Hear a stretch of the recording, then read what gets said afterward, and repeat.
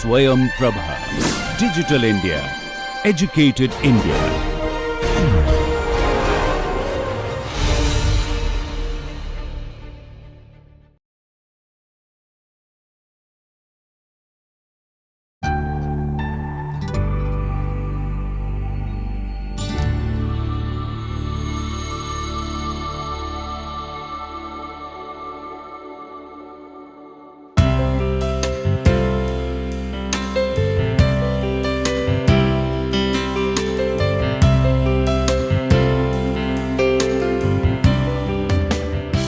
Welcome, dear participants.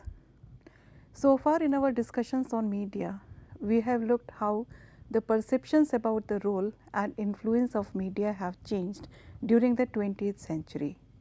We have looked at how the Frankfurt School looked at the media developments, particularly of the print technology and the rudimentary forms of film and TV. We have also looked at how McLuhan has looked at media as a force which has the capability to change our culture and perceptions. With this background, now we move on to a postmodern media in the post-McLuhan world. In this world, we find that there is a constant 24/7 immersion in media in a world which has been saturated by different forms of media. This postmodern world is saturated with what is popularly known as post-broadband media. This is the era of digitalization, of passing on information in a digital manner, as well as performing and being creative in a digital era. So, media reality is the new reality in today's world. In fact, there is perhaps no distinction now as far as media reality and our own selves, our understandings about world and our own self is concerned. There is no difference between the real experiences and the simulations for almost everybody. However, it is also important, as Julian McDougall has pointed out, to distinguish between simple media engagement and critical media literacy. All of us are immersed continuously in media in a significant and permanent manner, and we can comment on the role of media.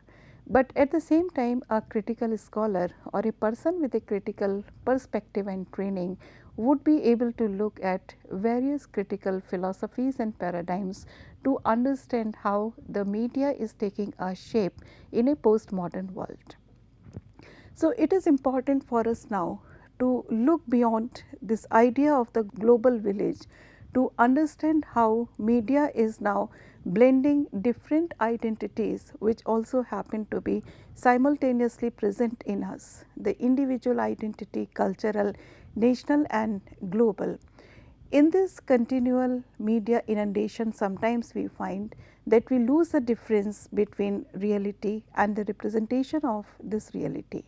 So, the distinction between truth and reality, real and imaginary, reality and its digital representation either becomes more and more fuzzy or even invisible at moments. We find that critics often link this change with historical and cultural developments. Particularly, they point out at the difference between modernism and postmodernism. Whereas modernists had certain binaries and could think in terms of rationalities and certainties, we find that the postmodernist era started playing with the very idea of representation, experimentation, stylistics as well as form and content. So, we cannot simply reduce postmodernism as a different perspective, or particularly in the context of media, a different perspective to look at media. In the postmodern reality, one should be concerned with the collapse of distinction between media and the reality it initially purported to portray. Reality can be defined and structured as well as mediated by different images, symbols and representations to an extent that we start living in a continual state of simulacrum. Images refer to each other and represent each other also, and what was taken as a broad social reality once upon a time is now understood in terms of reflections through media only. Sometimes we can see that there is no reality outside these media reflections, and therefore the concept of distorting the reality has also become redundant, because the reality does not exist outside the media representation. We have looked at different representative aspects and features of postmodernist thought. The postmodernist thought had rejected the modernist culture and had questioned the grand narratives of truth, meaning, language, religion in order to understand the nature of reality by the continuous rejection of the preferential binary system. It also resulted in a subversion of linear time, our traditional understanding of space, and the way the narratives were built. So, the deliberate distortion of narrative structures, storytelling conventions, etc., was encouraged to produce a sense of hyperreality, which the postmodernist thinkers believed is necessary for understanding the underlying truth, shorn of meanings and traditional and dominant structures. And therefore, we find that postmodernist literary figures started using different techniques like bricolage, parody, pastiche, non-linear use of time and representation of space, which was much more advanced than the techniques which were used in the beginning of the 20th century literary figures. So, we find that in the postmodernist world, a climate of multiple truths and narratives and perspectives was being established gradually, which had a certain self-referentiality and self-reflexivity. They also encouraged intertextuality, where texts deliberately expose themselves as constructed texts, and therefore the rejection of the idea that one text is superior than the others became a natural corollary, as the judgment was not in terms of what is true or what is valid, but it was always understood as a matter of taste in the postmodernist world. If we look at the postmodernist thought from the perspective of media criticism, we find that in this postmodernist idea, there was no pure reality which existed outside the image which purported to represent it. And at the outset, we can say that hyperreality is in fact a simulated reality. But objective reality does not exist anymore and has been replaced by a simulated experience. The idea of the truth ultimately became just a competing claim or a competing discourse. It was a product of pure imagination, and therefore, this hyper reality, this simulated reality also convinced us that objective reality exists, in fact, whereas it does not exist. Critics like Baudrillard have referred to the idea of amusement parks, particularly Disneyland, to support their ideas, and this aspect of their critical thought we would discuss later on. Media text can challenge the notion that stories and narratives present a neutral and objective or accurate picture of truth or reality, and at the same time, interestingly, they can also promote this illusion that their report happens to be a neutral and objective one. So, the deconstruction of truth claims to challenge the hegemonic ideas of what was taken as the truth around which grand narratives were constructed during the modernist era. The major philosophers of the postmodernist era are Lyotard, Foucault and Baudrillard. The idea of simulacra and simulation, which has dominated media criticism of late, was given a particular shape by the French semiotician and cultural theorist Jean Baudrillard, 1929 to 2007. He is a very contemporary critic. He is a major postmodernist thinker and philosopher who has built upon the theory of science given by Charles Sanders Peirce, which was about how interpretation plays a key role in understanding the web of reality. Reality which was not understood as a concrete phenomena, but it was at best understood as a web of different features playing simultaneously. and therefore how interpretation plays a key role in understanding this web of reality has been the basic contribution of Baudrillard. In his later work, Baudrillard has turned towards the theories of mediation and mass communication.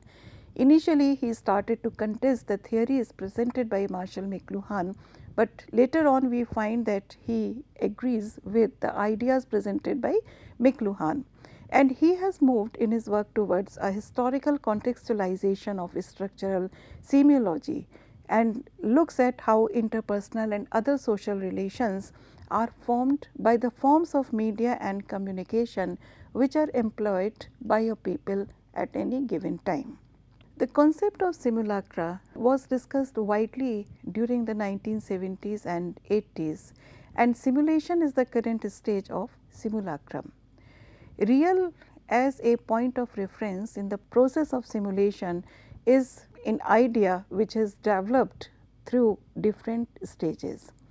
At the same time, we can see that the different stages of human development have had a particular dominant simulacrum. For example, during the times of Renaissance, the reference points were ideas like nobility or what constitutes holiness, etc. During the times of Industrial Revolution, we find that it was the product and later on the ceaseless production line, the chain line production, which became the reference point. During the modern times, we find that it is not the reality, but the model of reality which can always be reproduced and reworked. So, copies earlier used to maintain a reference to the original so that they could be compared and contrasted with the original. But now we find that during this age of postmodernist hyperreality, there is no original, no reality, and we have to look at only the images and signs and thereby construct our understanding of the world around us. Simulacra are copies that depict things that either had no original or the original for which does not exist anymore. The postmodernist idea suggests that our age has replaced reality by symbols and signs, and these simulacra are not a mediation of reality anymore. They hide the fact that nothing like reality is relevant to our current understandings of lives. It is the symbolism of culture and media that constructs the reality as we perceive it today. And therefore, because of this very nature of simulacra dominating our culture, meanings are becoming interminably mutable, and therefore they become also empty and purposeless. And simulation is the imitation of the operation of a real world process or system over time. Baudrillard is intensely concerned with the term and suggests that this term is essential to comprehend how we look at media and its impact on our culture. The notion of simulation in its interaction with our perception of the real and the original reveals the identity of media not only as a means of communication, but more dominantly as a means of representation. How, for example, a work of art is ultimately a replication of some reality which existed essentially and objectively outside it. At an advanced stage of its development, we find that media is integrated with the real experiences of the people, and therefore it becomes difficult for them to distinguish the unmediated sensation from the mediated one, and therefore one can easily confuse the simulation with its source. The simulation is also different from the image or the icon, and what is being forged and represented through media now is not a likeness of a static entity, but instead only the process of feeling it and experiencing it and representing something which perhaps does not exist outside the representation. The concept of simulacrum, as we have discussed, had gained critical attention during the 1970s and 80s. It also gained impetus because of certain contemporary changes which were taking place in our society as well as in the area of technological advancements. There was a saturation of the public imagination with the spread of electronic media and communication. The technological digital cycles were taking a definite shape and grip over our imagination and psyche, telematic networks had started and there was a growth of personal media as well as mass media. And critics felt that the purpose of an event which was being represented by the media was only the continuous reproduction through advertisements or similar media attempts. So, media representation delinked from the representation of a reality, rather the representation of media in itself started to have a constructed nature. And this idea has foreshadowed the opinion of Baudrillard as far as the role of media in our postmodern world is concerned. The idea of pseudo event, as suggested by Burstein and Debord, is associated with the dominance of mass media communication and the mediation of reality and relations through circulation of images with the help of media. Baudrillard was also influenced by the work of Walter Benjamin, particularly his essay, The Work of Art in the Age of Mechanical Reproduction, published in 1936, and contemporary understandings of simulation have also developed out of this work of Benjamin, which was later reworked by Burstein and Debord in the 1960s. But as we understand this phenomena today has been shaped by the thinking of Baudrillard.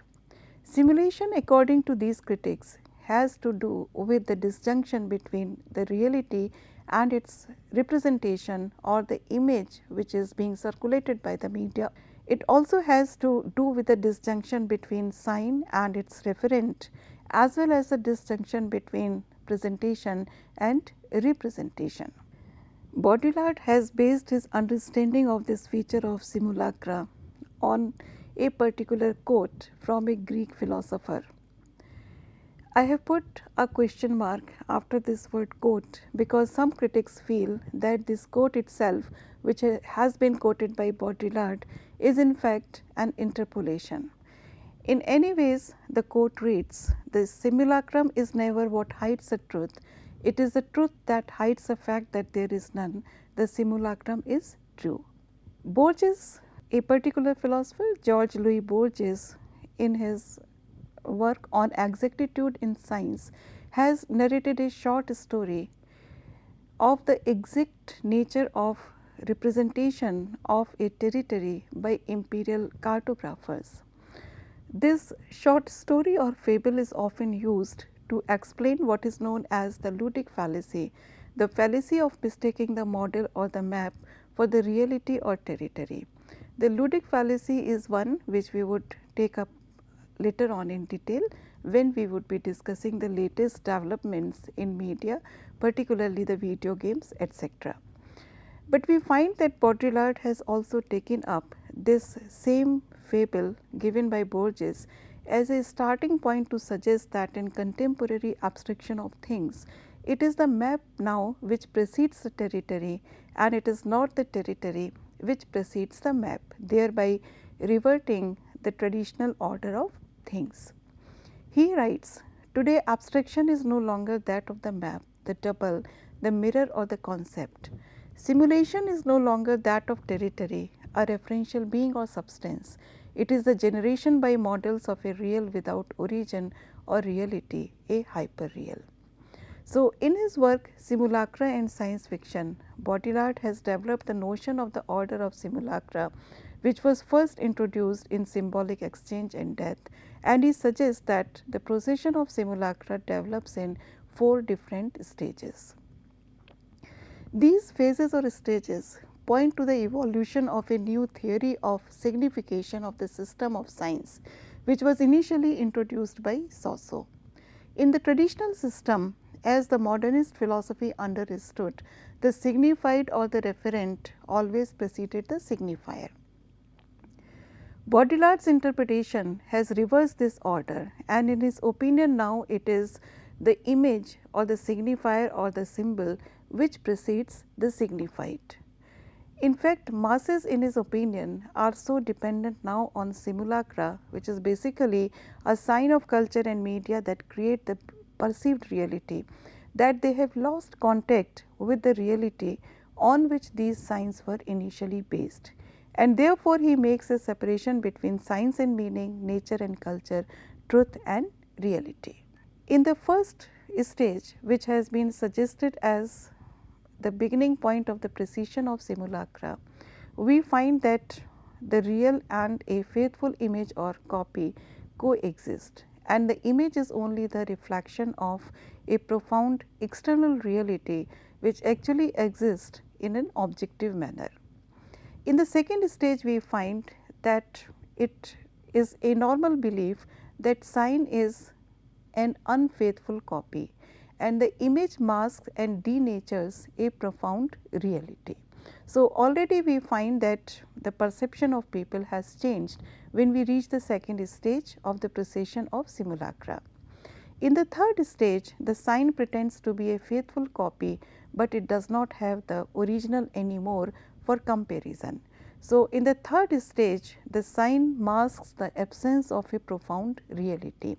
So, the sign pretends that it is a faithful copy, but the people have already lost an understanding of the objective reality. In the fourth stage, we find that even this pretense has withered away, and the signs merely reflect other signs. The image has no relation to any reality whatsoever, it is its own pure simulacrum. Cultural products at this stage do not even pretend to have an original or a real source anymore. In fact, Baudrillard suggests that the experiences of consumers' lives are so overwhelmingly artificial in this stage that even affectations and pretensions towards reality are perceived as over sentimental and mawkish, and therefore, the reality does not exist anymore, and it is only a stage of simulacra in which people have to live. In connection with the four phases of this imagery, Baudrillard has also defined a three order of simulacra, which is essential to understand to make sense of his concept of hyperreality. Baudrillard has also associated each type of simulacra with a particular historical period. The three types of simulacra, rather the three order of simulacra which he has described, are the natural, the productive, and the third stage is the simulations. According to Baudrillard, natural simulacra begins during the Renaissance period, the pre-industrial, the pre-modern era, in which the original was there, but there were always more copies than the original. So, the idea is that one original inspired several copies, but the distinction between the original and the copy was very clear, though at the same time we can perceive now that even the copies had certain creativity and certain instances of originality, and we could still look at them as being different from the real. So, this was also a creation of an alternative world, and the contrast between the real and imaginary was very clear at the same time. During the second age, that is the productive simulacra, we find that in Baudrillard's opinion, it simultaneously occurs with the industrial era. During the industrial era, we find that the boundaries between the real and the simulation and the real and the representation begin to get fuzzy. Mass production of the copies of a particular original has turned the real into a commodity. For example, the original painting cannot be afforded by everybody. It can be kept perhaps only in a single museum, but its immense number of copies can always be available at a very cheap rate.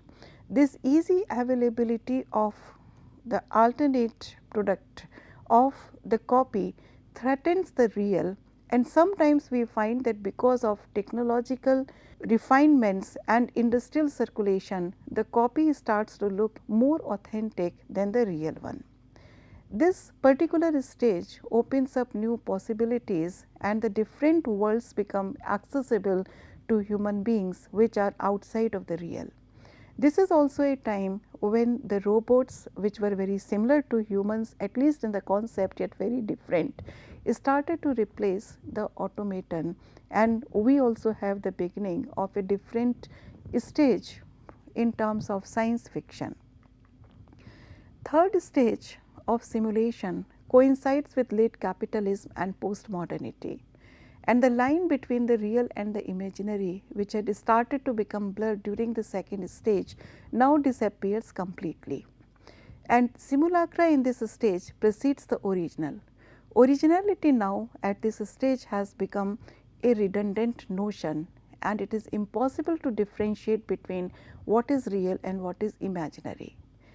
This is also the beginning of the era of hyper reality. In this era, fiction is all pervasive. It absorbs reality, and reality transforms into a perfect simulacra of itself. So, it is during this stage that we start looking at the hyper reality from different perspectives. In terms of creativity, in terms of a cultural artifact, it is also there, but in terms of scientific investigations, we find that people have also started to think in these directions. In the context of android cloning, duplicacy, we have already started to think in terms of hyper real versions of man.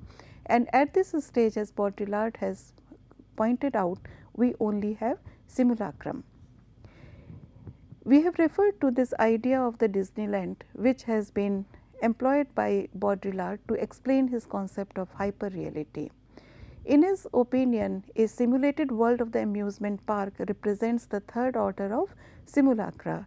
The park, the characters it has, the buildings it has, the rides and the fun games it has, mask the loss of a real space outside Disneyland to make us believe that the rest is real, when in fact all of Los Angeles and the America surrounding it are no longer real, but of the order of the hyper real and of simulation. So, amusement parks mask the existence of hyper real societies, and they refer only to themselves. In this third order of simulacra, there is no real or original. The simulation precedes and determines the real, as becomes evident in this quote by Baudrillard. In the recent developments which have been suggested by Nobuyoshi Terashima, we can also understand the continuously changing nature of hyperreality. In the third millennium, as suggested by Nobuyoshi Terashima, connectivity among factors of change in our networked global society will be further impacted by newer combinations of media and technology. Hyperreality, according to him, is also under transformation, and we find that Terashima has already started to talk about a concept of human friendly communication environment, as if to suggest that the communication environment is not necessarily human friendly, as if it is already an entity which can be a non-human friendly one. So, hyperreality, according to him, is under transformation. The technological capability to intermix the virtual reality with physical reality, the artificial intelligence with human intelligence shall form new building blocks of hyperreality, and the results of dramatic growth of technologies such as nanotechnology, genetic engineering, artificial intelligence and human cloning would also change our understanding of how hyperreality acts. In the latest media forms, we find that it is also represented. So, through the synergy of PR and VR, rendering of a 2D image in a 3D virtual reality ecosystem will be a function which would be achievable very soon.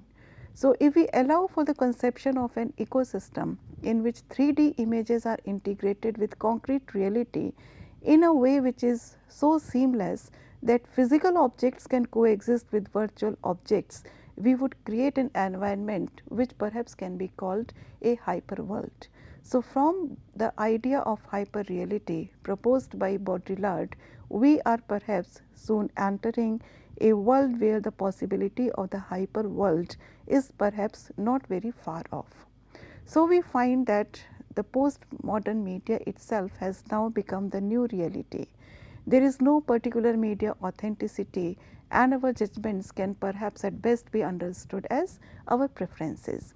So, the difference between the reality and its depiction in media as it was understood during the modernist era has now shrunken, and we live in a state of simulacrum. where there is no absolute truth and competing narratives are there already in abundance. The deconstruction of what was claimed as truth by the modernist had to be challenged in order to understand the postmodern requirement, and therefore we find that there is a distrust in the postmodern environment about the meta narratives.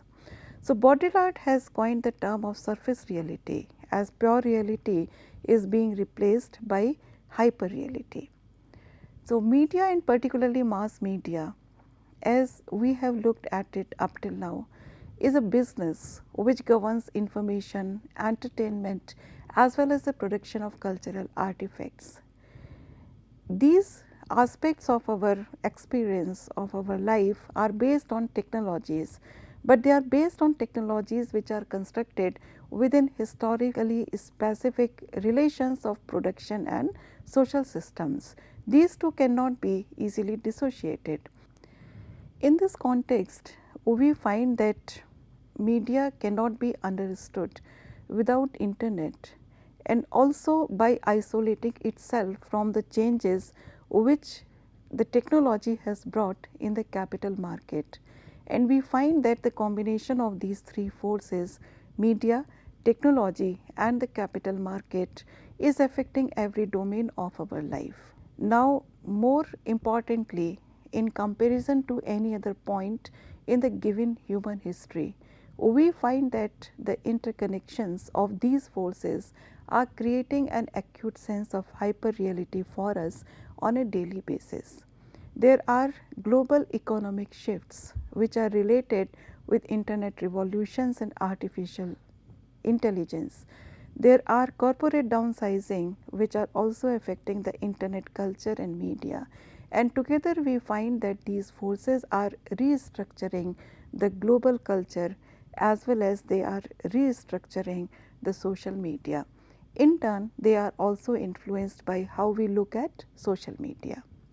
So, we stop at this point, and in our next module we would discuss what exactly is the influence of social media on our psyche and what is the role which media can play, particularly the social media can play in the formation of public opinion.